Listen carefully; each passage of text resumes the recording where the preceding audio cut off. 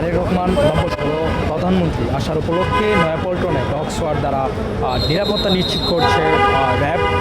র্যাবের সেই dog squad দ্বারাই কিন্তু সে দেখা যাচ্ছে নয়াপল্টনের সামনে নিরাপত্তা জনিত কোনো কারণে, এবং বিশেষ করে বলা যেতে পারে সেই বিষয়টি কিন্তু লক্ষ্য করা যাচ্ছে যে আসলে ডগ স্কোয়াড দ্বারা নিরাপত্তা নিশ্চিত করছে র্যাব, এবং নয়াপল্টনের সামনে দেখা যাচ্ছে পিজি এর পাশাপাশি পুলিশ সকল আইনশৃঙ্খলা বাহিনী কিন্তু নিরাপত্তা জোরদার করা হচ্ছে। যদি বিকাল 5টা নাগাদ আসবেন সদ্য নব প্রধানমন্ত্রী হওয়ার পরপরই কিন্তু সে নয়াপল্টনে আসছেন।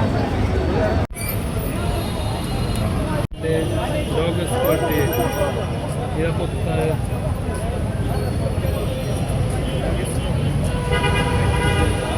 হিসেবে